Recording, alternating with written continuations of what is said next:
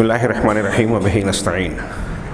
سبحانک لا علم لنا الا ما علمتنا انک انت العلیم الحکیم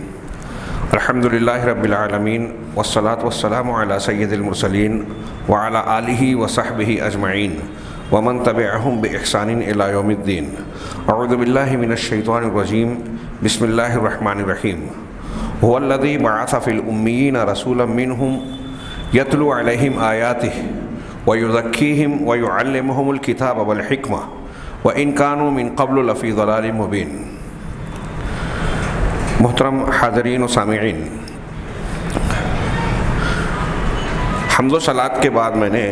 سورہ جمعہ کی ایک آیت پڑھی، مشہور آیت، آپ میں سے اکثر اس کا ترجمہ بھی جانتے ہوں گے۔ اللہ تعالیٰ نے فرمایا کہ وہی وہ ذات ہے، یعنی اللہ تبارک و تعالیٰ، جس نے امیین میں، ناخواندہ لوگوں میں، اللہ کے نبی صلی اللہ علیہ وسلم جس سماج، معاشرے، شہر بستی میں مبعوث ہوئے، ان میں سے اکثر لوگ ان پڑھ تھے، ناخواندہ تھے، اور وہاں پڑھنے لکھنے کا کوئی خاص رواج بھی نہیں تھا۔ اسی بنیاد پر یہود اور اہل کتاب انہیں امی کہتے بھی تھے، اممی اور امی۔ تو وہی ہے جس نے امیوں کے بیچ ایک رسول بھیجا، یتلو علیہم آیاتی۔ اس رسول کا کام اور عمل یہ ہے کہ وہ لوگوں پر، ان پر اللہ کی آیتوں کی تلاوت کرتے ہیں، وَيُذَكِّيهِمْ، ان کا تزکیہ کرتے ہیں، ان کے دل کی، اخلاق کی صفائی کرتے ہیں، یعنی ان کی بہتر سے بہتر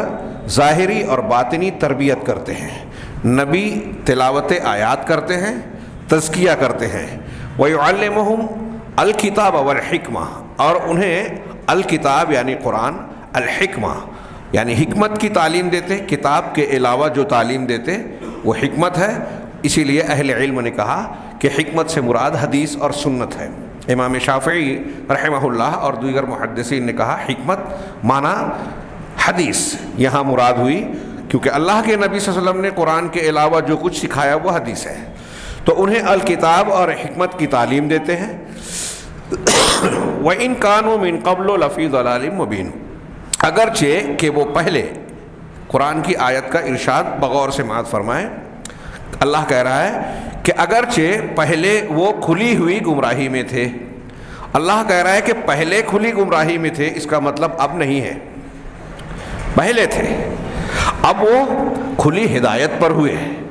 صحابہ کرام امیین جن کے درمیان اللہ کے نبی صلی اللہ علیہ وسلم کو مبعوث کیا گیا، اللہ تبارک و تعالیٰ نے اپنے اس احسان کا ذکر کیا، نبی کے کاموں کا تذکرہ کیا، آپ کی محنت و عمل کا ذکر کیا، یعنی نبی کا یہ کام ہے کہ وہ ان کی تعمیر، ان کی اصلاح، تربیت، تزکیہ اور تعلیم کا کام کر رہے ہیں، اور نتیجے میں وہ ہدایت پر ہو گئے، پہلے وہ گمراہی میں تھے۔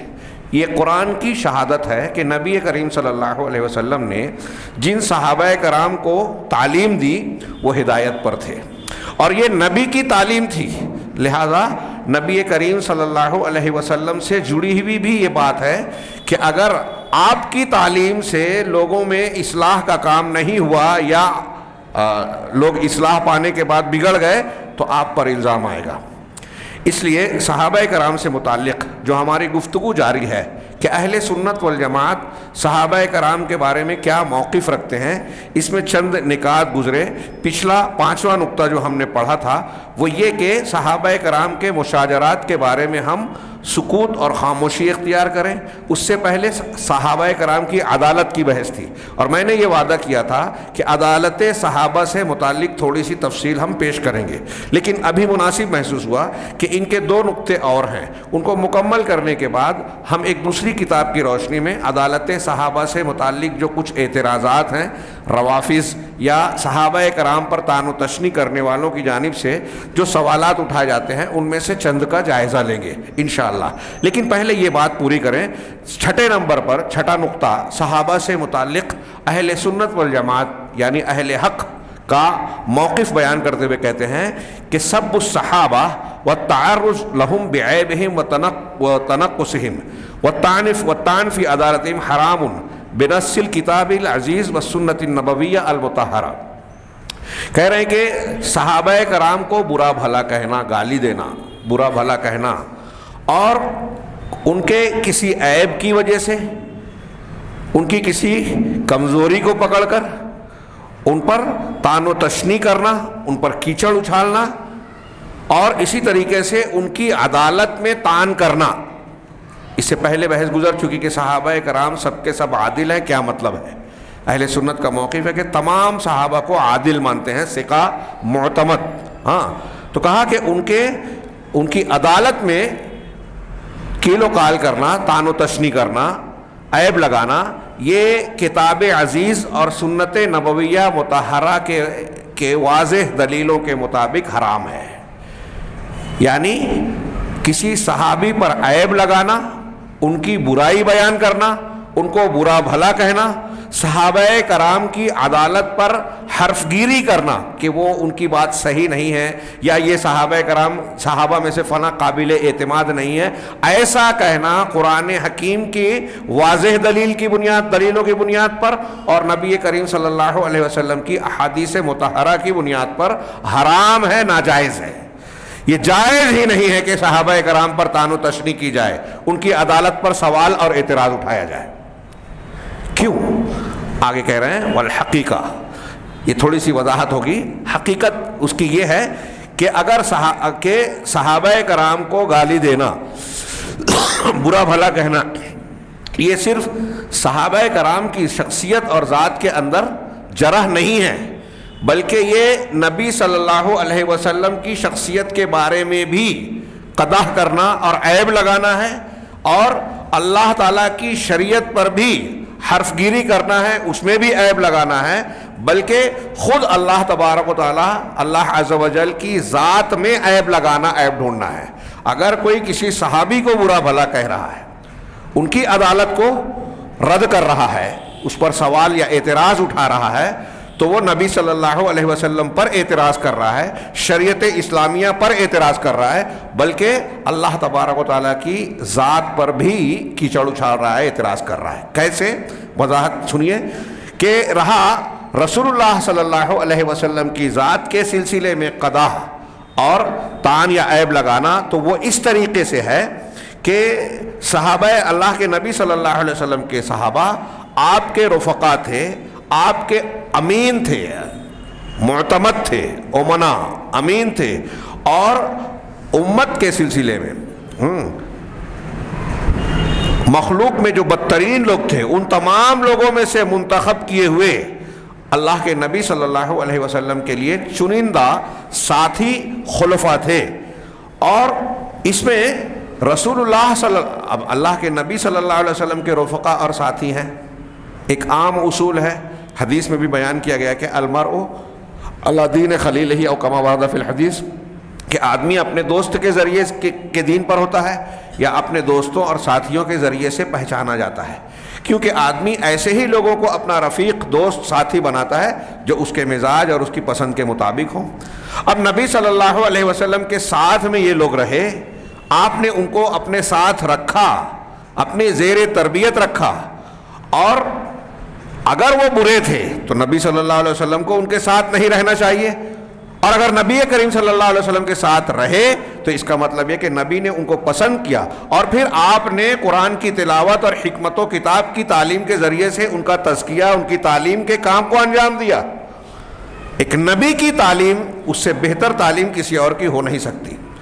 نبی اگر کسی انسانیت کی تعمیر کر رہا ہے تو وہ جتنا بہترین انسان بنائے گا، تعمیر کرے گا، دنیا کا کوئی بڑے سے بڑا مصلح، معلم، مدرس ویسی تعلیم، تربیت اور ویسی تعمیر انسانیت نہیں کر سکتا جیسے پیغمبر کرے گا۔ تو اس اعتبار سے نبی پر طعن ہے۔ دوسرے یہی کہہ رہے ہیں کہ ایک دوسری حدیث سے، دوسرے اعتبار سے نبی صلی اللہ علیہ وسلم پر طعن و تشنیع ہوگی، وہ یہ کہ اللہ کے نبی صلی اللہ علیہ وسلم نے صحابہ کرام کی مناقب میں، فضیلتوں میں، ان کی تعریف میں جو کچھ بیان کیا ہے اپنی احادیث مبارکہ میں، ان کی تعریف و توصیف بیان کی ہے، وہ سب کے سب غلط ثابت ہوں گے۔ اس اعتبار سے بھی اگر کوئی صحابہ کو برا بھلا کہہ رہا ہے تو وہ اللہ کے رسول صلی اللہ علیہ وسلم کی ان باتوں کو رد کر رہا ہے جو آپ نے صحابہ کی تعریف میں بیان کی۔ یہ بہت اختصار کے ساتھ شیخ نے یہاں بیان کیا دلائل صحابہ کرام کے فضائل و مناقب کے تعلق سے ہم ابتدائی دروس میں کچھ پڑھ چکے ہیں، سارے نہیں لیکن بہت ساری روایتوں اور بہت ساری متعدد آیتوں کا تذکرہ کیا جا چکا ہے۔ تو نبی صلی اللہ علیہ وسلم نے جو فضائل صحابہ، مناقب صحابہ بیان کیے ہیں عمومی طور پر اور خصوصی طور پر، اگر کوئی شخص صحابہ کرام پر زبان طعن دراز کرتا ہے تو گویا وہ اللہ کے نبی صلی اللہ علیہ وسلم کے ان فرامین کی تکذیب کر رہا ہے، ان کو جھٹلا رہا ہے، ان کی تردید کر رہا ہے۔ نمبر 2 اس رہا اللہ تعالیٰ کی شریعت میں قضا کرنا، یعنی یہ کہنا کہ اگر کوئی صحابہ کو برا بھلا کہہ رہا ہے تو شریعت اسلام کو برا بھلا کہہ رہا ہے۔ وہ کس معنی میں، کیسے؟ اس لیے کہ یہ رسول اللہ صلی اللہ علیہ وسلم اور امت کے درمیان یہی صحابہ کرام شریعت کو نقل کرنے کا واسطہ ہے۔ قرآن بعد والوں کے پاس کس ذریعے سے پہنچا؟ صحابہ کے واسطے سے۔ حدیثیں کس ذریعے سے پہنچی؟ صحابہ کے واسطے سے۔ قرآن اور حدیث کے معنی اور مطالب کیا ہیں،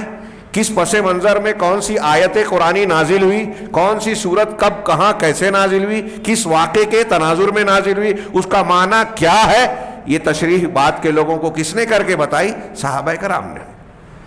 چنانچہ کہہ رہے ہیں کہ نقل شریعت کے اعتبار سے صحابہ کرام امت اور اللہ کے نبی پیغمبر اسلام کے درمیان واسطہ ہیں۔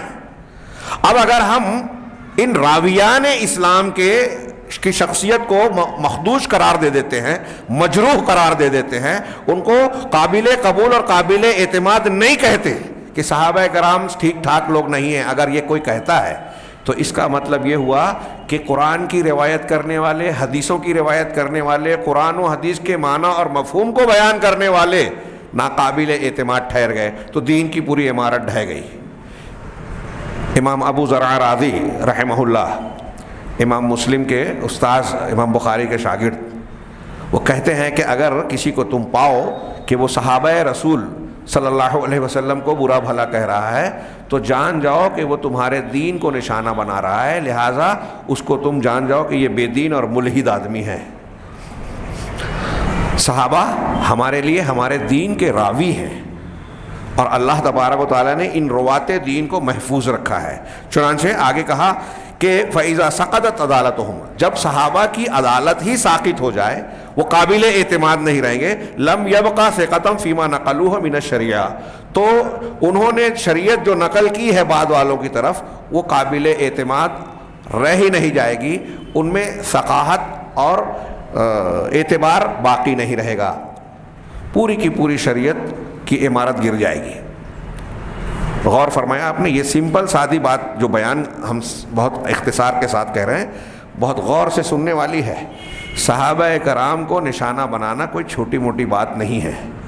اللہ کے رسول صلی اللہ علیہ وسلم کا جھٹلانا ہے، شریعت پر حرف گیری ہے، پوری شریعت کو مخدوش اور بے اعتبار بنا دینا ہے۔ دوسرا نمبر، تیسرے نمبر پر انہوں نے کہا کہ رہا صحابہ کو برا بھلا کہنا اللہ عز و جل کی شان میں طعن و تشنیع ہے، گستاخی ہے، اللہ پر عیب لگانا ہے۔ وہ کیسے؟ وہ اس طرح سے کہ فحیث بعث نبیہ صلی اللہ علیہ وسلم فی شرار الخلق، وہ اس طریقے سے کہ اللہ تبارک و تعالیٰ نے، ہم اگر یہ کہہ رہے ہیں کہ صحابہ بہت برے تھے، اچھے نہیں تھے، تو ہم اللہ تبارک و تعالیٰ پر یہ الزام لگا رہے ہیں کہ اللہ تعالیٰ نے آپ کو دنیا کے بدترین لوگوں میں مبعوث کیا اور سب سے برے لوگوں کو، دنیا کے سب سے برے لوگوں کو اللہ کے نبی صلی اللہ علیہ وسلم کی صحبت اور سنگت کے لیے پسند کیا، اور آپ کی شریعت کو سیکھنے سکھانے اور امت تک پہنچانے کے لیے اللہ تعالیٰ نے ایسے لوگوں کو منتخب کیا جو قابل اعتبار ہیں ہی نہیں۔ اللہ تبارک و تعالیٰ نے اپنے رسول کی مدد کے لیے، صحبت کے لیے، ساتھ اور سنگت کے لیے برے لوگوں کا انتخاب کیا۔ جو صحابہ پر طعن و تشنیع کر رہا ہے وہ یہ کہہ رہا ہے کہ اللہ تعالیٰ کا انتخاب صحیح نہیں تھا، اللہ تبارک و تعالیٰ نے غلط لوگوں کو اللہ کے نبی صلی اللہ علیہ وسلم کا ساتھی بنایا، جو قابل اعتماد تھے ہی نہیں، جو شریر تھے، برے تھے، اور اس لائق نہیں تھے کہ شریعت کے علم کو سیکھ کر دوسروں تک پہنچائیں۔ تو ناقلین شریعت کی حیثیت سے اللہ تعالیٰ نے غلط لوگوں کا انتخاب کیا، نعوذ باللہ من ذالک۔ جو شخص صحابہ پر طعن و تشنیع کر رہا ہے وہ اس طریقے سے اللہ تبارک و تعالیٰ پر الزام لگا رہا ہے۔ ہاں، چنانچہ آگے کہہ رہے ہیں فَلْيَتَّقِ اللَّهَ تَعَالَى مَن يُقْدِمُ عَلَى هَذِهِ الْمَعْصِيَةِ شَنَعًا. لیکن ان کے اس جملے کے ترجمے سے پہلے میں یہ کہوں گا کہ پیچھے ہم نے اللہ تعالیٰ کے جو فرامین پڑھ رکھے ہیں، جیسے ابھی ہم نے یہ کہا نا کہ اللہ کے رسول کی احادیث جو صحابہ کرام کی تعریف و توصیف، فضائل و مناقب بیان کرتے ہیں، صحابہ پر طعن و تشنیع کرنا ان احادیث کا رد ہے. ٹھیک اسی طریقے سے قرآن کی 1 2 نہیں 20 50 آیتیں جس میں اللہ رب العزت نے انصار، مہاجرین اور عام صحابہ کرام رضوان اللہ علیہم اجمعین کو خطاب کر کے خیر امت کہا، رضامندی کا سرٹیفکیٹ دیا، ان کو ہدایت پر ہونے کا اعلان کیا، اور یہ لوگوں دنیا کے لوگوں سے یہ کہا کہ تم لوگ ایسے ہی ایمان لائے جیسے صحابہ کرام، تم لوگ جیسے ایمان لائے ویسے دوسرے ایمان لائیں گے تو ہدایت یاب ہوں گے اور اللہ کے یہاں کامیاب ہوں گے. ایسے تمام ارشادات، اور اتنا ہی نہیں بلکہ معیار قرار دیا وَمَن يُشَاقِقِ الرَّسُولَ مِن بَعْدِ مَا تَبَيَّنَ لَهُ الْهُدَىٰ وَيَتَّبِعْ غَيْرَ سَبِيلِ الْمُؤْمِنِينَ نُوَلِّهِ مَا تَوَلَّىٰ وَنُصْلِهِ جَهَنَّمَ. سورہ نساء کی یہ مشہور آیت کہ جو رسول کی مخالفت کرتا ہے، وَمَن يُشَاقِقِ الرَّسُولَ مِن بَعْدِ مَا تَبَيَّنَ لَهُ الْهُدَىٰ، ہدایت کے واضح ہو جانے کے بعد، وَيَتَّبِعْ غَيْرَ سَبِيلِ الْمُؤْمِنِينَ، اور مومنوں کے راستے سے ہٹ کر دوسرا راستہ اختیار کرتا ہے. امام شافعی اور بہت سارے محدثین و ائمہ کرام کہتے ہیں، مفسرین، کہ اس آیت میں اللہ نے جو کہا کہ مومنین کے راستے سے ہٹ کر دوسرا راستہ اختیار کیا جائے، جس وقت قرآن کی یہ آیت نازل ہوئی اس وقت تو مومنین کون تھے؟ صحابہ کرام تھے. اس سے پتہ چلا کہ صحابہ کرام کا کسی بات پر متفق ہونا اللہ کے یہاں معتبر اور پسندیدہ ہے، اجماع ہے، وہ دلیل ہے شرع قرآن کی اس آیت کی روشنی میں. صحابہ کسی بات پر متفق ہوں تو اس کی مخالفت گمراہی ہے، یہ قرآن کہہ رہا ہے. اور اس سے یہ بھی پتہ چلا کہ اللہ تبارک و تعالیٰ نے اس زمانے کے صحابہ کو المؤمنین کہا اور ان کے طریقہ کار، منہج، عقیدے کو معیار قرار دیا، اس راستے سے ہٹنے کو گمراہی اور جہنم پہ جانے والا راستہ قرار دیا. جو اس سے ہٹے گا نولہ ما تولی، تو جو اس راستے پر چلے گا ہم اس کو اسی راستے پر چلائیں گے، ونصلہ جہنم، اور جہنم میں ڈال دیں گے، وساءت مصیرا، اور وہ بہت برا ٹھکانہ ہے.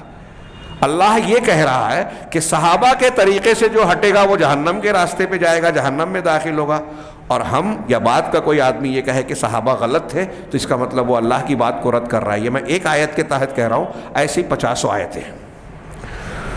تو وہ اللہ تبارک و تعالیٰ کے ان سارے ارشادات کا رد کر رہا ہے جس میں اللہ تعالیٰ نے صحابہ کی فضیلتیں بیان کی، ان کی تعریف و توصیف کی، ان کے بارے میں یہ کہا کہ وہ ہدایت پہ تھے. ابھی جو ہم نے سورہ جمعہ کی آیت پڑھی، اللہ نے فرمایا کہ وہ اگرچہ پہلے گمراہی میں تھے لیکن اب ہدایت پر ہیں. کیوں ہدایت پر ہیں؟ اللہ نے رسول بھیجا جو تلاوت آیات کرتے ہیں، تزکیہ کرتے ہیں، کتاب اور حکمت کی تعلیم دیتے ہیں. یہ نبی صلی اللہ علیہ وسلم کی تعلیم ہے اور اس کا اثر ہے کہ اب وہ گمراہی میں نہیں رہے، اب ہدایت پر ہیں.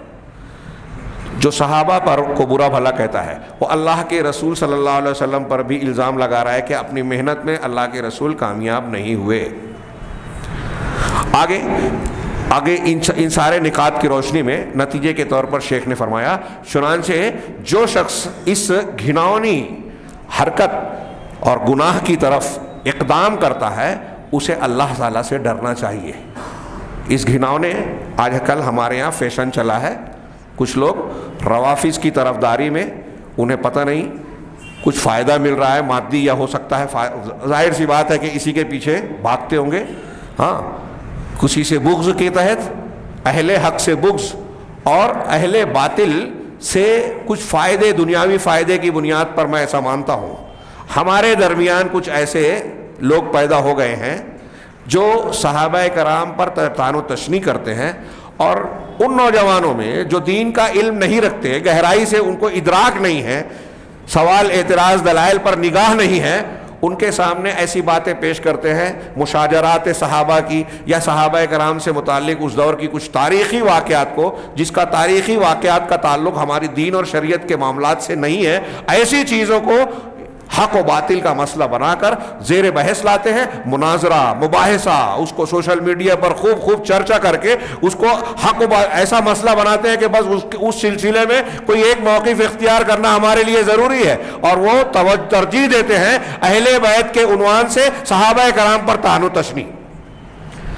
وہی شیعوں کا طریقہ اور حربہ کہ محبت اہل بیت کے عنوان کے تحت صحابہ کرام کو برا بھلا کہنا، یہ افراط و تفریط تھا۔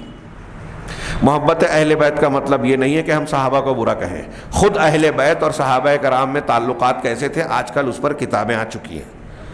ایک دوسرے کا احترام، ایک دوسرے سے محبت، ایک دوسرے کو مسلمان ماننا، ان کی توقیر و تعظیم کرنا، ہر ایک کو ان کے مقام پر رکھنا، آپ ان کی زندگیوں میں پائیں گے۔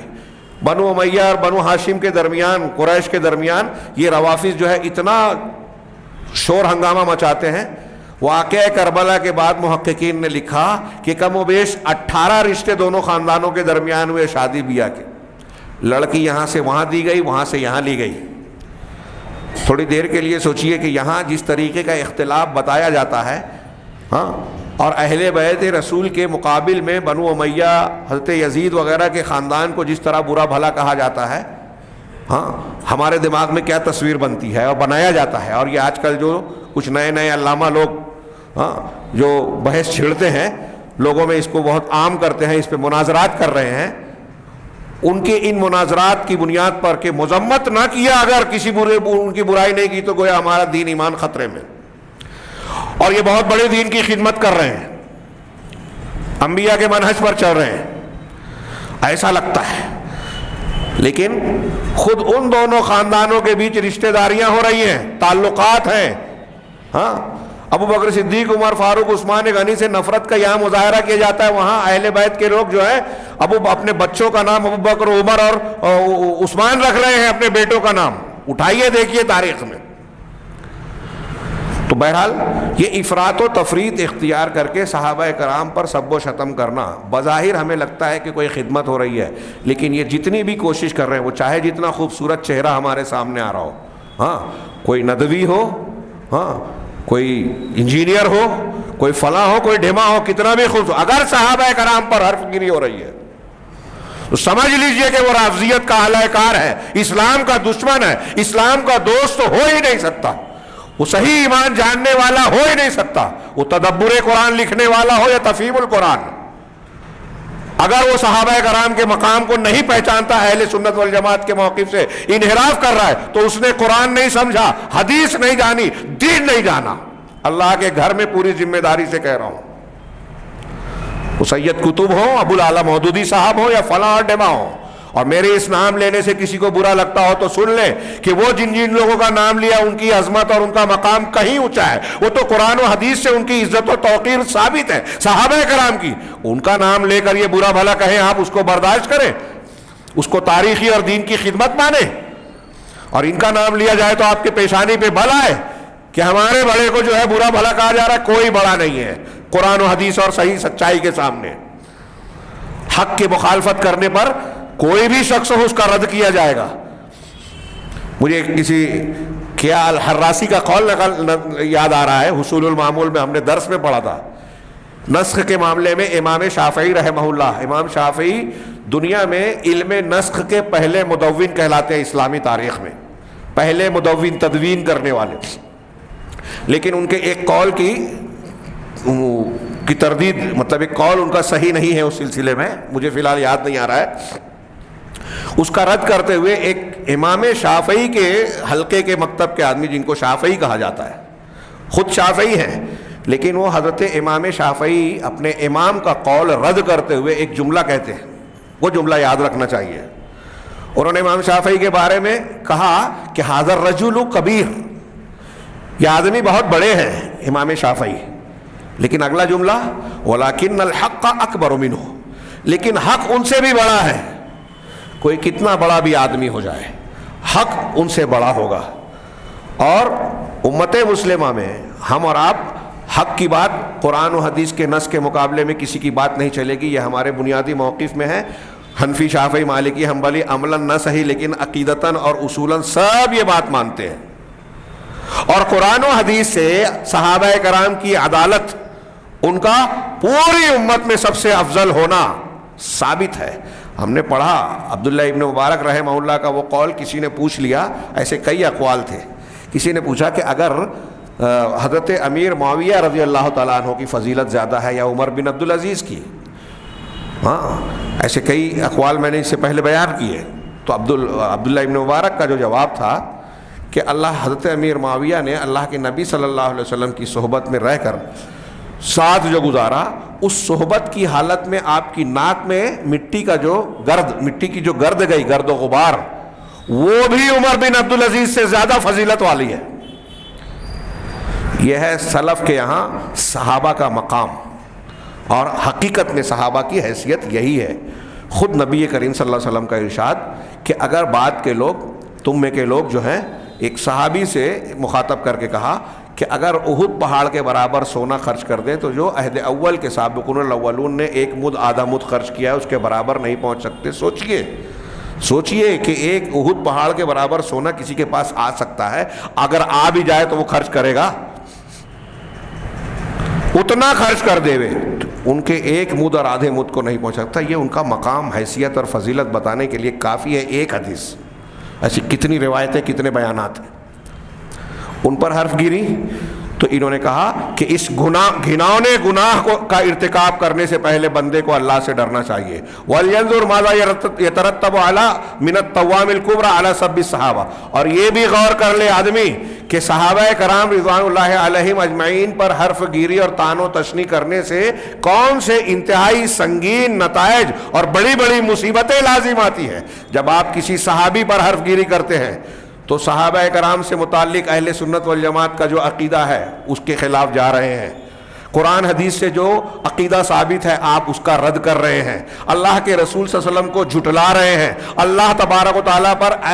پر جو ہے وہ عیب لگا رہے ہیں کہ غلط لوگوں کو اللہ کے رسول کی صحبت کے لیے منتخب کیا، شریعت کے پہنچانے کے لیے منتخب کیا۔ اور اتنا ہی نہیں بلکہ اللہ تعالیٰ نے اور رسول اللہ صلی اللہ علیہ وسلم نے جو کچھ تعلیم امت تک یا دنیا کے لوگوں تک اتمام حجت کے لیے پہنچائی وہ ایسے لوگوں کے ذریعے سے دنیا تک پہنچی ہے جو قابل اعتبار ہے ہی نہیں۔ اسلام پورا کا پورا بے اعتبار ہو جاتا ہے۔ سوچے صحابہ کرام پر طعن و تشنیع کرنے والے کہ ان کے اس سنگین گناہ کے نتائج کیا کیا نکلتے ہیں۔ لیکن جو چاہتا ہی یہی ہے، اب روافظ تو چاہتے ہی یہی ہے کہ اسلام کی بنیاد کو کھو دیں، اور ہمارے ہاں یہ دنیا پرست علماء جو مادی فائدوں کے لیے حقائق سے آنکھیں بند کر کے دشمنان دین سے ہاتھ ملاتے ہیں، ان کو اس میں کوئی عار محسوس نہیں ہوتا۔ مجھے اس سے زیادہ تعجب اس حلقے پر ہوتا ہے جو ایسے لوگوں کو علامہ، مولوی اور اپنا صاحب اعتقاد پیر مانتے ہیں، ان کے پیچھے چلتے ہیں، ان کی کلپس کو جو ہے وائرل کرتے ہیں۔ ان کو سننا ہی نہیں چاہیے، ان کو موت دے دینا چاہیے،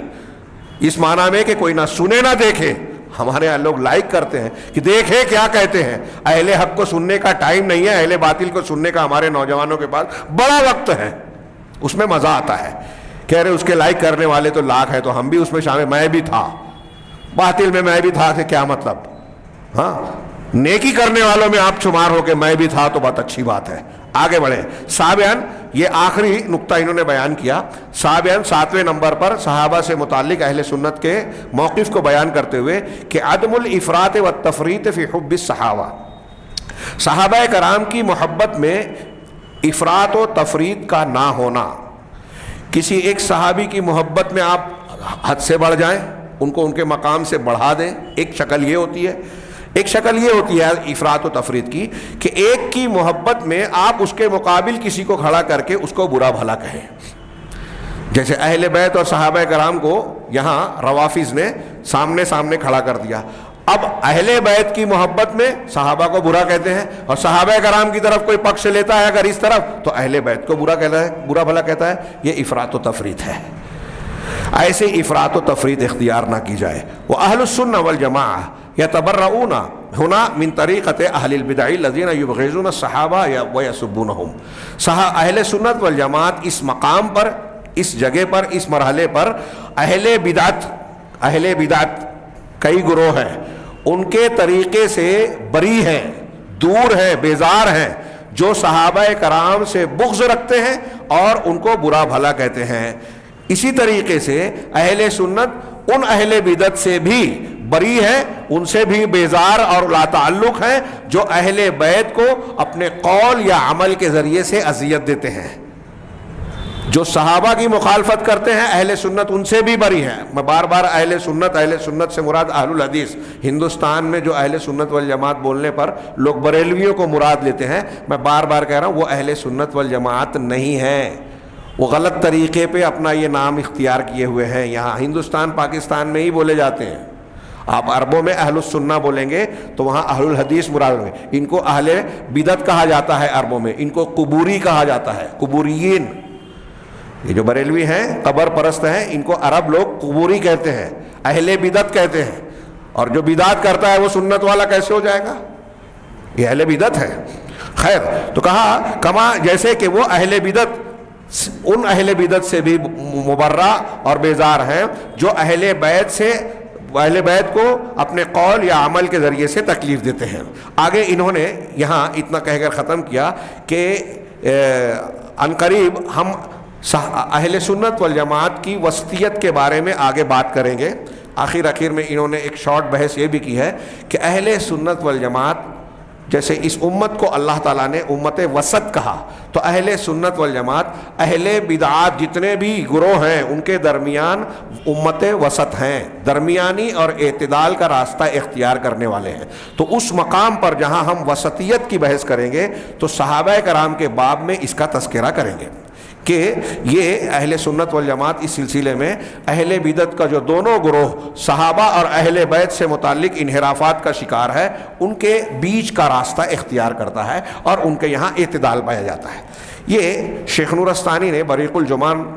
بشرح ارکان الایمان میں جو باتیں بیان کی میں نے اس کو آپ کے سامنے رکھ دیا, صحابہ سے متعلق موقف کی. لیکن اس سلسلے میں جیسا کہ میں نے کہا تھا کہ موجودہ حالات کے تناظر میں یہ ضرورت محسوس ہوئی کہ صحابہ کرام رضوان اللہ علیہم اجمعین کی عدالت اور ان سے متعلق جو کچھ اہل سنت کا موقف ہے اس سلسلے میں جو آج کل نئے میں نے جیسا کہ کہا کہ جاہل علامہ پیدا ہوئے ہیں, کچھ لوگ روافظ کے اعلی کار بن کے اسلام دشمن ایجنٹ کے طور پر مسلمانوں کے بیچ میں کام کر رہے ہیں, یہ کچھ شبہات اعتراضات ان کو ہوا دیتے ہیں جس سے بعض مسلم نوجوانوں اہل سنت والجماعت کے حلقوں میں بھی کچھ سوال اٹھتے ہیں اور بعض مرتبہ کچھ گمراہ قسم کے اعتراضات کو اپنے دل و دماغ میں بسا بیٹھتے ہیں.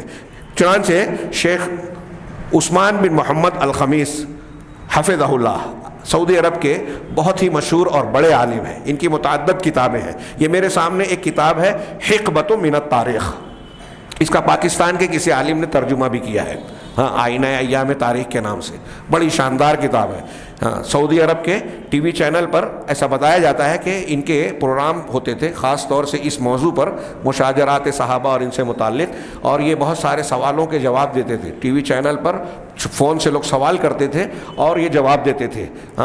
میں نے اپنے دوستوں سے سنا ہے, انہوں نے بتایا کہ ان کے جوابات سے مطمئن ہو کر بہت سارے روافظ نے توبہ کر کے اہل سنت والجماعت کا موقف اختیار کر لیا, شیعیت سے توبہ کر لیا, الحمدللہ علی ذالک. تو بہرحال انہوں نے ایک لمبی ایک بحث کی. عدالت صحابہ کا ذکر کرنے کے بعد حقبۃ من التاریخ میں ایک عنوان قائم کیا, عدالت الصحابہ. اور میں نے پچھلے ہفتے بیان کیا تھا کہ انہوں نے اس سلسلے میں قرآن کی کئی آیتوں کو پیش کیا, بعض حدیثوں کا حوالہ دیا. میں نے ایک قیامت کے دن نوح علیہ الصلوۃ والسلام امت محمدیہ کو گواہ بنائیں گے اس روایت کو بھی پیش کیا, اور امت وسط کا اس میں جو اللہ کے رسول صلی اللہ علیہ وسلم نے تشریح کی اس سے استدلال کرتے ہوئے کہا کہ اللہ تعالیٰ نے اس امت کو امت وسط کہا ہے.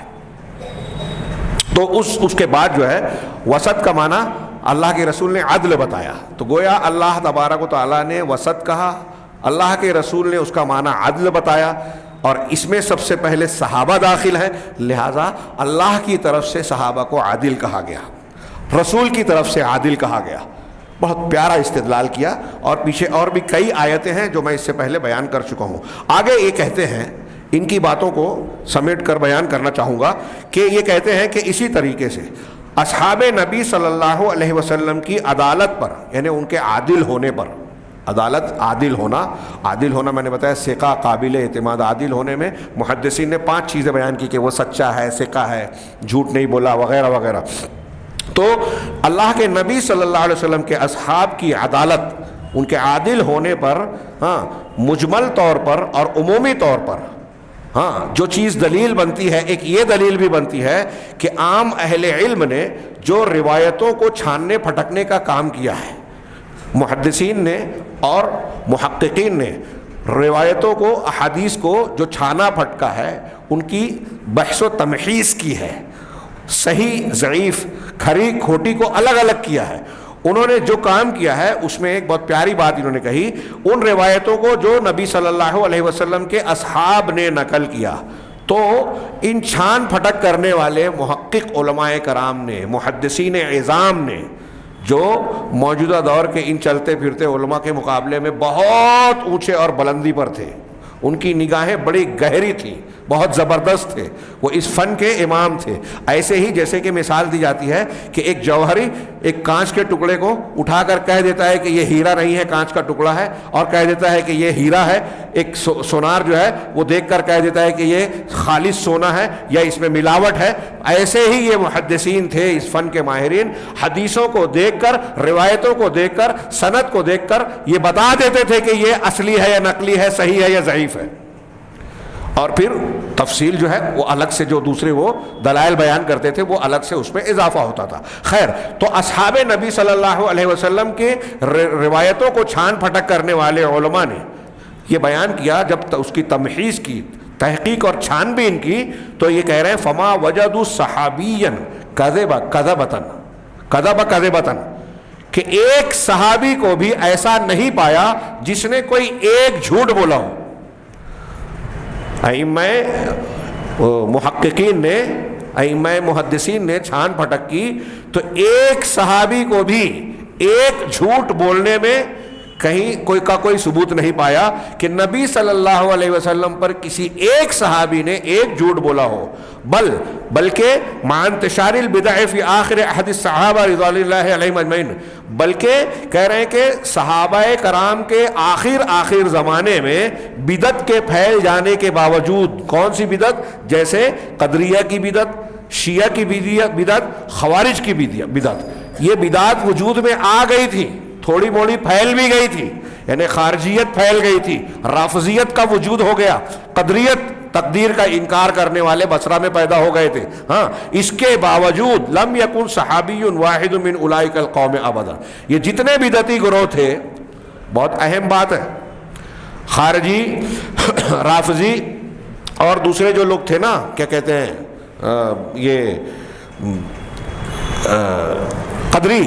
یہ جتنے اہل بدعت تھے ان میں کوئی ایک میں بھی صحابہ کرام میں سے کوئی ایک بھی نہیں تھا، یعنی کسی صحابی نے بدعت والا راستہ اختیار نہیں کیا۔ بہت اہم بات ہے، اور یہ صرف یہی نہیں، اللہ کے نبی صلی اللہ علیہ وسلم نے جیسے بدر کے اصحاب بدر کے بارے میں کہا تھا نا کہ یہ سب سے افضل ہیں، اور آج کے بعد جو بھی کرو تم کو اللہ نے جھانک کر دیکھا ہے، جو کرو اللہ نے تم کو بخش دیا۔ حاتب بن نبی بلتہ رضی اللہ تعالیٰ عنہ کا ایک واقعہ ملتا ہے کہ ان سے کیا خطا ہوئی تھی، اللہ کے رسول کے راز کو خط میں لکھنے کی کوشش کی، اللہ نے روک لیا، اور اس پر اللہ کے رسول نے اسی حدیث کو بیان کر کے جو ہے ان کو مارنے سے روک دیا۔ لیکن کوئی بدری صحابی آپ کو کسی فتنے میں نہیں ملے گا ایسا جو کفر کا معاملہ ہو، بدعت کا معاملہ ہو۔ یہ جمل اور صفین والے واقعات میں چند سابقون الاولون میں سے یہی محمد بن عثمان بن محمد نے پچھلے صفحات میں بیان کیا ہے کہ انگلیوں پر گن سکتے ہیں آپ کو ایسے سابقون الاولون کے صحابہ ملیں گے، وہ بھی سمجھ لیجئے کہ حالات نے ان کو مجبور کیا کہ اس میں جھک جائیں، ورنہ سابقون الاولون ان فتنوں سے بھی دور تھے اکثر و بیشتر۔ اس کے علاوہ یہ جو بدعات پیدا ہوئی، کسی بھی بدعت میں کوئی ایک بھی صحابی کہیں ملوث نہیں ہوا، کسی ایک صحابی سے کبھی کوئی ایک جھوٹ ثابت نہیں ہوا کہ جان بوجھ کر جھوٹ بولا ہو۔ اگر کسی صحابی نے کسی صحابی کے بارے میں کہا کہ انہوں نے جھوٹ کہا، تو یہ اس معنی میں نہیں کہ جان بوجھ کر جھوٹ کہا، اس معنی میں کہا کہ ان کو اس بات کا علم نہیں ہے۔ جیسے ابھی یہاں ایک آدمی موجود ہے، ہاں، ایک صاحب یہاں سے اٹھ کر باہر جائیں، ہاں، 2-4 منٹ کے بعد انہوں نے دیکھا کہ وہ یہاں بیٹھے ہیں، اب وہ چلے گئے باہر، اسی درمیان یہ بھی اٹھ کر چلے گئے۔ اب وہ کسی نے ان سے پوچھا کہ فلاں صاحب مسجد میں موجود ہے، وہ کہیں گے ہاں میں نے دیکھا ہے۔ دوسرا آدمی پہنچے، کہا کہ وہ ہیں، نہیں ہے، کہا یہ تو کہہ رہے ہیں میں نے دیکھا ہے، موجود ہے مسجد میں، یہ جھوٹ بول رہے ہیں۔ دوسرا والا کہے کہ یہ جھوٹ بول رہے ہیں، تو اس کا یہ کہنا کہ یہ جھوٹ بول رہے ہیں سچ ہے، لیکن وہ جھوٹ نہیں بول رہے ہیں، کیونکہ اس نے جو بیان کیا ہے وہ اپنے دیکھنے کے مطابق بیان کیا ہے، تو اس کو ہم جھوٹ نہیں کہہ سکتے۔ اللہ کے نبی صلی اللہ علیہ وسلم کعبہ کی عمارت کے اندر داخل ہوئے، ایک صحابی آپ کے ساتھ اندر داخل ہو رہے ہیں، ایک صحابی باہر پہرا دے رہے ہیں۔ اندر جانے والے نے بیان دیا کہ اللہ کے رسول صلی اللہ علیہ وسلم نے اندر 2 رکعت نماز پڑھی، باہر کھڑے رہنے والے نے کہا کہ نہیں آپ نے نماز نہیں پڑھی، یعنی میں نے دیکھا ہی نہیں۔ تو کیا کہیں گے کہ جھوٹ بول رہے ہیں؟ نہیں، انہوں نے دیکھا نہیں تو کہا کہ میں نے نہیں دیکھا، نہیں پڑھی آپ نے۔ انہوں نے دیکھا، کہا میں نے دیکھا، آپ نے ہلکی 2 رکعت نماز پڑھی۔ تو اس طرح کا تضاد ہوتا ہے، یہاں جان بوجھ کر یا قصدن یا علم کے مطابق جھوٹ بولنے والی بات نہیں کہلائے گی۔ خیر، تو انہوں نے کہا کہ کسی ایک صحابی نے کہیں جھوٹ نہیں بولا، ثابت نہیں ہوا، اور اسی طریقے سے کسی ایک صحابی سے یہ آپ کو نظر نہیں آئے گا کہ ان کی زندگی میں کہ کسی بدعتی گروہ کے ساتھ یا بدعتی قسم کا قول اختیار کیا ہو۔ وہذا دلیل، یہ اس بات کی دلیل ہے، شیخ عثمان کہتے ہیں کہ یہ دلیل ہے اس بات کی کہ اللہ تبارک و تعالیٰ نے انہیں اپنے نبی کی صحبت کے لیے چنا اور منتخب کیا۔ ہاں، انہیں اپنے نبی کی صحبت کے لیے چنا اور منتخب کیا۔ یہ جو آخری جملہ ہے حضرت عبداللہ ابن مسعود والی ایک روایت ہے جو صحیح مسلم میں، اس سے انہوں نے مستعار لیا ہے۔ آگے کہتے ہیں ثم كذلك لا بد من التنبیہ، پھر اسی طریقے سے اس بات پر تنبیہ اور آگاہی بھی ضروری ہے کہ ایک بہت اہم معاملے پر، شیخ عثمان کہتے ہیں کہ ایک انتہائی اہم معاملے پر تنبیہ اور آگاہی بہت ضروری ہے، اور وہ یہ ہے کہ صحابہ کرام کی عدالت سے ان کی عصمت، ان کا معصوم ہونا لازم نہیں آتا۔ ہمارے یہاں یہ کچھ لوگ کہتے ہیں نا وہ بھی تو انسان ہی تھے، تنقید سے کوئی بالا تر نہیں، ہاں اس لیے خلافت و ملوکیت کے معاملے میں یہ انہوں اصول قائم کر کے صحابہ کے جو ہے عدالت شخصیت پر خوب حرف گیری کر ڈالی۔ ہاں، تنقید سے بالا تر ہیں صحابہ کرام، کیونکہ اللہ اور رسول نے ان کو بنایا ہے تنقید سے، ان پر جرح نہیں کی جائے گی، ان پر جرح نہیں کی جائے گی۔ تمام صحابہ عادل ہیں کا مطلب یہی ہے۔ اب ہم ایک اہم نقطہ بیان کر رہے ہیں کہ ہم جب یہ کہہ رہے ہیں کہ سارے کے سارے صحابہ عادل ہیں، عدل والے ہیں، قابل اعتماد ہے، تو اس کا یہ مطلب نہیں ہے کہ ہم یہ کہہ رہے ہیں کہ صحابہ کرام سب کے سب معصوم ہیں، ان سے غلطی اور گناہ ہوا ہی نہیں، ہو ہی نہیں سکتا۔ ہم یہ نہیں کہہ رہے ہیں، ان کی عدالت سے ان کی عصمت، معصوم ہونا لازم نہیں آتا۔ نحن وإن كنا نقول بعدالت صحابہ، ہم اگرچہ یہ کہتے ہیں کہ صحابہ کرام نبی صلی اللہ علیہ وسلم کے تمام اصحاب عادل ہیں، لیکن ہم یہ نہیں کہتے کہ وہ سب کے سب معصوم ہیں، گناہوں سے محفوظ ہیں، ان سے غلطی نہیں ہو سکتی، اس لیے کہ وہ سب بشر ہی تھے، وہ انسان تھے۔ ہم مانتے ہیں انسان ہونے کی حیثیت سے ان سے غلطیاں، خطائیں ہو سکتی ہیں، ایسا ممکن ہے، وہ معصوم عن الخطا نہیں ہے نبی کی طرح۔ ہاں، لیکن آگے کہا وقد قال النبی صلی اللہ علیہ وسلم، نبی صلی اللہ علیہ وسلم کا ارشاد ہے کل ابن آدم خطا، ہر انسان خطا کار ہے، ہر انسان سے غلطی ہوتی ہے، اب کوئی کم کرتا ہے کوئی زیادہ۔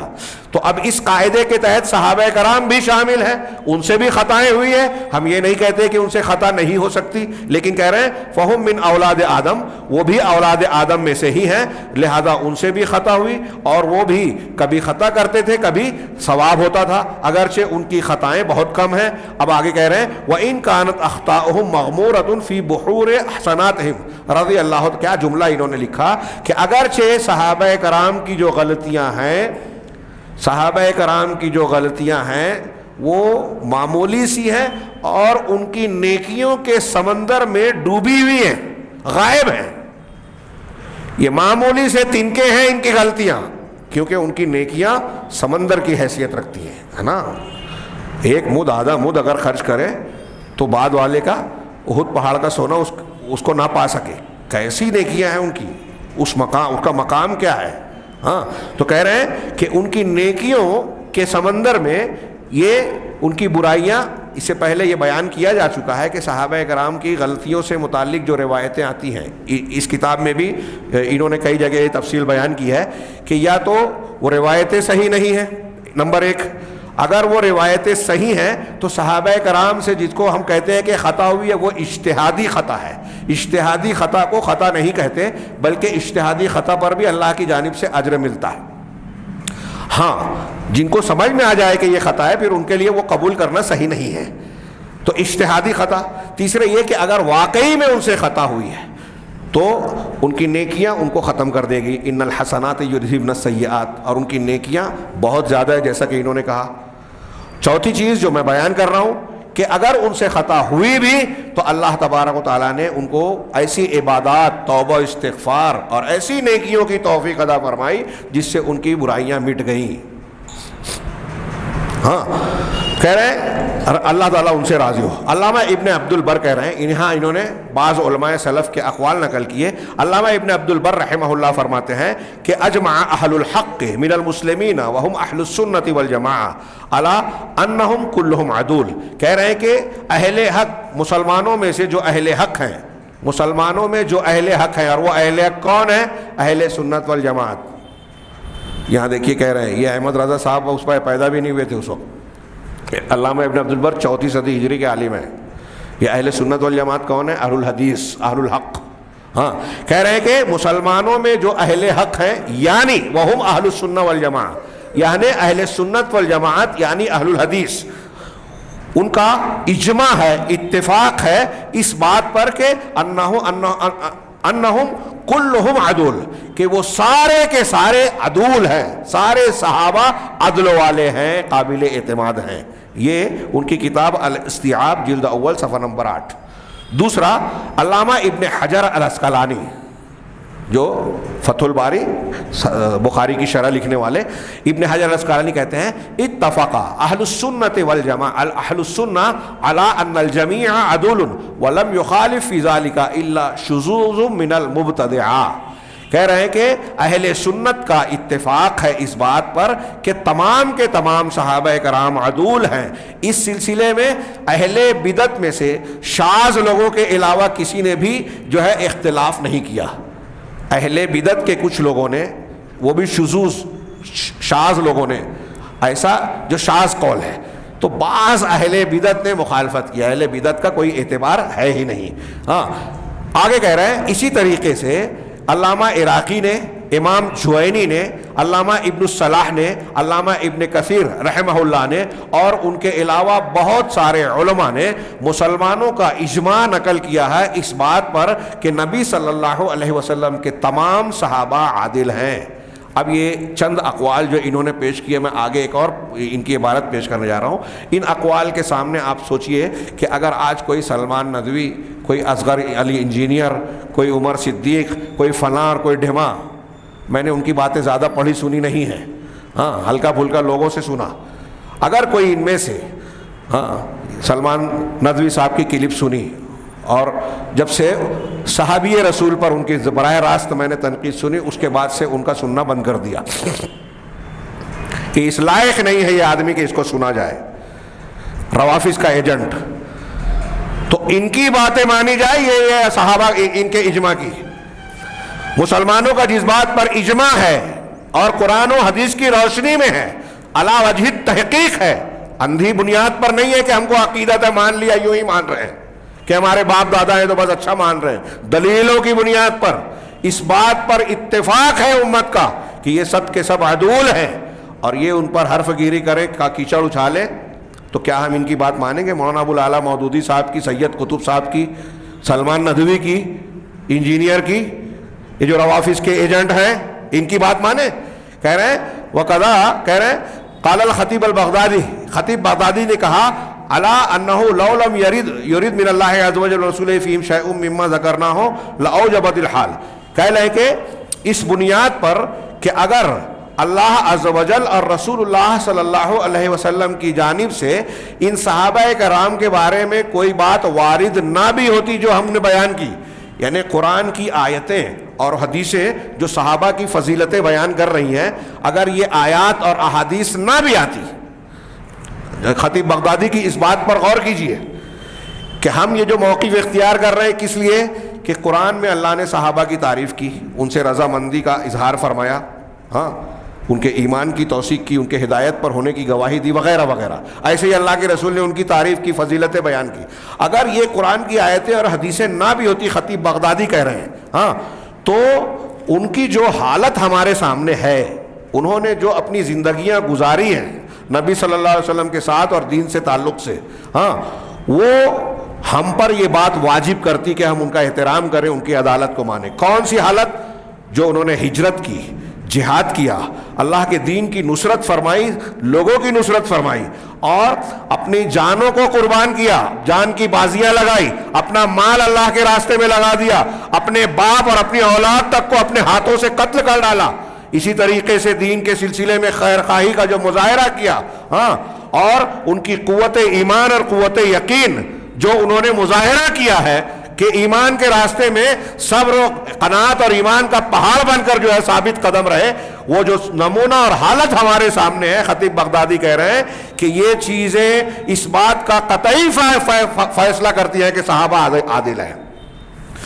ان سے یہ بات طے ہو جاتی ہے کہ صحابہ کرام عادل ہیں, ان کی عدالت ثابت ہوتی ہے. قرآن اور حدیث کی یہ دلیلیں اگر نہ بھی ہوتی تو صحابہ کرام کی یہ قربانیاں, ان کے یہ حالات ان کی عدالت کو ثابت کرنے کے لیے قطعی فیصلے کے طور پر ہمارے لیے کافی تھی. اور اس بات کو کا عقیدہ رکھنے کے لیے کہ وہ لوگ اپنی طہارت اور نزاہت میں اعلیٰ درجے کے ہیں, اور وہ دنیا کے جتنے بھی کسی کی تعدیل کرنے والے لوگ ہیں, کسی کو اچھا اور برا کہنے والے لوگ ہیں نا, کسی کی تعدیل اور تزکیہ کرنے والے جو لوگ ہیں, علماء ہیں, کہ فلاں قابل اعتماد ہے, فلاں کی بات مانی جا سکتی ہے, تو عادل قرار دینے والے اور تزکیہ کرنے والے دنیا میں جتنے بھی لوگ ہیں جو ان کے بعد ہمیشہ تک آنے والے ہیں, ان سب سے یہ صحابہ کرام کہیں اونچے ہیں. صحابہ کرام کا درجہ ایسا ہے کہ بعد کے آنے والے جو یہ کہتے ہیں کہ یہ صحیح ہے یہ غلط ہے, وہ خود اس درجے کے نہیں ہے کہ صحابہ کو پہنچے, تو وہ کیا ان پر حرف گیری کریں گے. یہ نقل کرنے کے بعد شیخ عثمان نے ایک عنوان قائم کیا, من تعانا فی عدالت الصحابہ, صحابہ کی عدالت, صحابہ کے عادل ہونے میں کن لوگوں نے عیب لگایا, اعتراض کیا, طعن و تشنیع کی. میں صرف ابھی اعتراض کو نقل کر کے ان کے جوابات اگلے ہفتے اگلے درس کے لیے ٹال دوں گا. تو کہہ رہے ہیں یہ کہ الذین طعنوا فی عدالت اصحاب النبی صلی اللہ علیہ وسلم, نبی صلی اللہ علیہ وسلم کے اصحاب کے عدالت عادل ہونے میں جن لوگوں نے اعتراض کیا, عیب لگایا, وہ 4 فرقے ہیں. 4 فرقے. پہلا فرقہ شیعہ, دوسرا فرقہ خوارج, تیسرا فرقہ نواسب, چوتھا فرقہ معتزلہ. یہ چاروں کا ذکر کرنے کے بعد کہہ رہے ہیں وَكُلُّ هَؤُلَاءِ لَا يُؤَثِّرُونَ فِي إِجْمَاعِ الْمُسْلِمِينَ, یہ جتنے بھی چاروں فرقے ہیں یہ مسلمانوں کے اجماع میں اثر انداز نہیں ہو سکتے. کیوں؟ لِأَنَّهُمْ لَا يُعْتَدُّ بِخِلَافِهِمْ, کیونکہ ان کے اختلاف کا کوئی شمار نہیں ہے. وہ یہ سوال کرے گا نا کہ آپ کہہ رہے ہیں کہ صحابہ کرام کے عادل ہونے پر امت کا اجماع ہے, یہ حضرت ابن حجر العسقلانی, علامہ ابن عبد البر, خطیب بغدادی اور دوسرے بہت سارے لوگ کہہ رہے ہیں, تو آپ کہہ رہے ہیں کہ اجماع ہے, اور یہ روافض معتزلہ یہ تو اختلاف کرتے ہیں. تو وہی جواب دے رہے ہیں کہ ان کے اختلاف سے اجماع پر کوئی فرق نہیں پڑتا, اس لیے کہ ان کے اختلاف کی کوئی حیثیت نہیں ہے. ہاں, جیسے ہم لوگ کہتے ہیں نا کسی فن میں اگر ایک بیماری کے بارے میں ڈاکٹر لوگ سب متفق ہوں کہ ایسا کرنا ہے, تو جو ڈاکٹر نہیں ہے وہ اگر ان سے اختلاف کرے تو لوگ کیا کہیں گے, ارے ڈاکٹر لوگ یہ کہہ رہے ہیں اس جاہل کی بات کو کیا مانیں. تو ایسا ہی معاملہ ہے کہ یہ جاہل ہے, بدعتی ہے. اہل بدعت کا, جاہلوں کا علمی چیزوں کے اجماع میں کوئی شمار نہیں ہوتا. آگے انہوں نے کہا صرف ان کی کچھ باتیں, وَحِجَجُهُمْ فِي طَعْنِهِمْ فِي أَصْحَابِ النَّبِيِّ صلی اللہ علیہ وسلم مَا يَأْتِي, ان کی دلیلیں اصحاب نبی صلی اللہ علیہ وسلم کے سلسلے میں ان کی جو اعتراض اور عیب لگانا ہے ان کی دلیلیں کیا ہے. تو یہاں انہوں نے 4 کا سرسری ذکر کیا, اس کا سرسری جواب دیا, اور پھر 12 شبہات کا ذکر کر کے اس کا تفصیلی جواب دیا. تو ہم وہ سب تو نہیں بیان کر پائیں گے, ان سرسری کا صرف یہاں آج ذکر کر رہا ہوں اعتراض کا. ان میں کہتے ہیں کہ بعض صحابہ سے, نبی صلی اللہ علیہ وسلم کے بعض صحابہ سے کچھ گناہ واقع ہوئے, تو چونکہ کچھ صحابہ نے کچھ گناہوں کا ارتکاب کیا, اس لیے صحابہ سب کے سب عادل کیسے ہو سکتے ہیں. یہ ایک اعتراض ان کا. دوسرا کہ بعض صحابہ قرآن اور حدیث کی دلیل کے مطابق بعض صحابہ منافق ہو گئے تھے, تو پھر وہ صحابہ سب عادل کہاں ہوئے. نمبر 3 وہ کہتے ہیں کہ اگر ہم یہ مان لیں کہ سارے کے سارے صحابہ عادل ہیں تو پھر سارے کے صحابہ مقام اور مرتبے میں ایک جیسے ہو جائیں گے. کہہ رہے ہیں کہ وَإِذَا كَانَتِ الْمُسَاوَاةُ فِي جب مقام اور مرتبے میں مساوات کا ہمارے نزدیک نفی کی جاتی ہے, یعنی یہ ثابت نہیں ہے, تو پھر اسی طریقے سے عدالت کی بھی ہم نفی کریں گے کہ صحابہ عادل نہیں ہیں. چوتھا ان کا اعتراض یہ ہے کہ اس بات پر کوئی دلیل نہیں ہے کہ سارے کے سارے صحابہ کرام جو ہے وہ عادل ہیں. یہ 4 اعتراض نقل کر کے چاروں کا جواب دیا، اور پھر اس کے بعد شبہات کا انشاءاللہ یہ جوابات میں کوئی یہ نہ کہے کہ میں اعتراض نقل کر کے چھوڑ رہا ہوں، اس لیے کہ جواب کے لیے تھوڑا وقت درکار ہے. انشاءاللہ آئندہ درس میں ہم اس کو تفصیل سے جانیں گے. اللہ تعالی ہمیں خیر کی توفیق دے. وآخر دعوانا الحمدللہ رب العالمین.